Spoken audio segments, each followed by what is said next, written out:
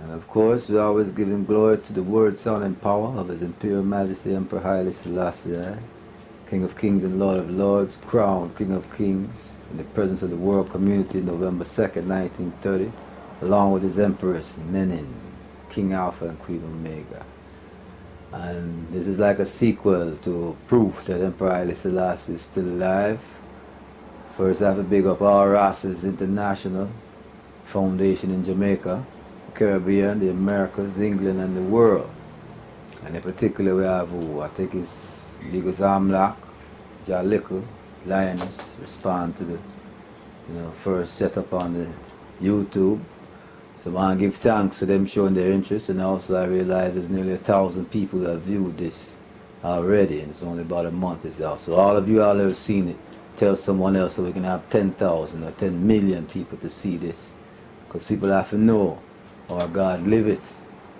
And we don't even have to deal with God again, we just deal with King and Lord and earth's rightful ruler, His Imperial Majesty Haile Selassie, who from 1975, when you come into the monastery, he's no longer King of Kings. The tradition in Ethiopia, once you cross the threshold of a monastery, whoever or whatever you were outside, you are no more. You are now Bahatawi, you are a hermit, you are a monk.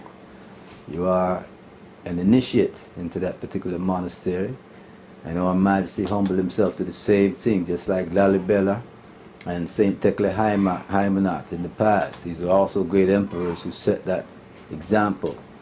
They did their time ruling the earthly kingdom, and then when their time had come, they can see the direction of man and the direction of the kingdom, not the king man, the kingdom. And so these holy men retreat from the eyes of the public, and they go off into the monasterial world. This is a tradition in Ethiopia, and it's nothing new under the sun.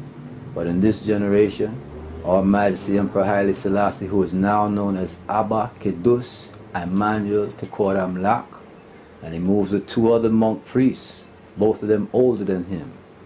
The Holy Trinity moves in groups of threes. When God manifests himself on earth, he moves in groups of three men. And this is how our Holy Trinity is moving in Ethiopia.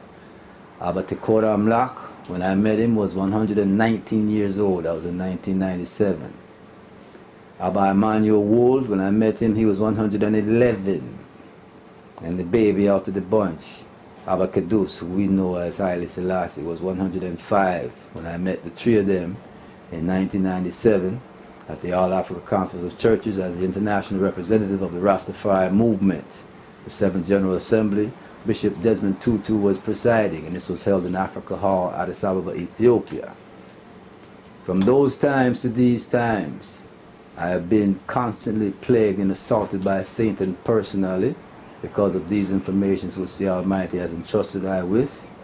And I continue to fight. I will not bow to the dragon. I will continue to uphold the precepts of Rastafari and the Nyabingi order, which I learned from my elders, and which I shall pass on to the babes. For this trod must continue from generation to generation.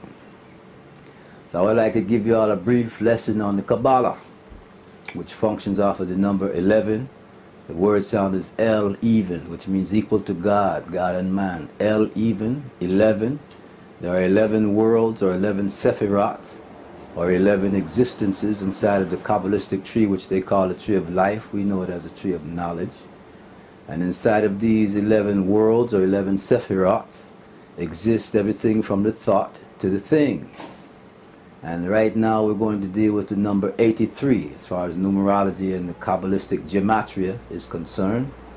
The number 83 is a glyphic. The 8 is 2 circles, and the 3 is a circle broken in half. And even when cells multiply, they follow the same process. This number 83, because we do not limit ourselves to the English or Arabic numbers that have been passed on through the ages by the ruling societies. We are from eternity, and we will continue to be here eternally, and we read things glyphically, not necessarily in English or in any of these languages established by men. The glyphics were established before the hieroglyphics, which came down the river Nile into Egypt, which was then called Mizraim or Misery. That's where the word misery comes from. The original name for Egypt was Mizraim or Miser.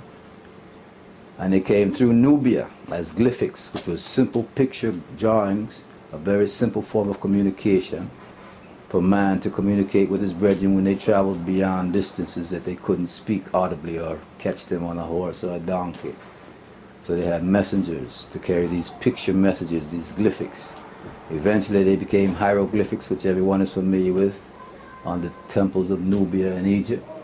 And then this evolved into a cuneiform and the different forms of ancient writings, which eventually evolved into even the Anglo-Saxon letters that we deal with, the Greco-Roman letters of the Latin alphabet and the Greek coins and all those different languages, written languages that come down through time. So again, this number 83, they claim that His Imperial Majesty was killed when he was 83 years old. Also, Psalms 83 is one psalm in the Bible, King James Version, where they preserve the name of Jehovah. 83 verse 18, that men may know that thou whose name alone is Jehovah art the Most High over all the earth. So the same mystic of this number 83, significant in Psalms 83 of the King James Bible, is also significant in the ancient Ethiopian Orthodox liturgical book. Now this book originally was for both the Coptic Church and the Tawahedo Church, the Ethiopian Church. Later on in politics they separated the two churches. But if we read in the preparatory service, verse 83, it just so happens, coincidentally as one might say, but we know it's more than a coincidence. Coincidentally, verse 83 says, "For our King Haile Selassie, we beseech that God may vouchsafe him much peace in his days." This is the English translation.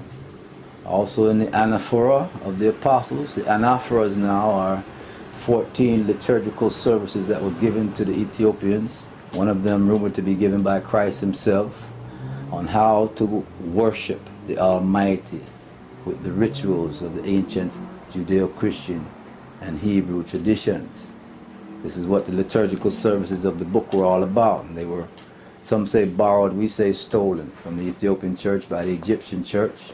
And then it was circulated amongst Rome and the different places of Europe, where you hear the Roman Catholic Church, the Anglican Church, and these different churches that carry out with these rituals. They borrowed them or stole them from the Ethiopian liturgical books. And the whole thing about the liturgy was the process that Moses and Aaron used to have to deal with in approaching the Ark of the Covenant. It was perpetuated in the Christian era on how they would approach the body of Christ and share this communion with the congregation. So there's pretty much nothing new under the sun. As I say, the Old Testament is the New Testament concealed, and the New Testament is the Old Testament revealed. And there's also, I call it libogram, some people would say diagram. There's a picture of these things through some of the oracles of the Old Testament, how we can see Christ in the Old Testament through the rituals of the ancient sanctuary, the Hebrew sanctuary, the tabernacle of Moses.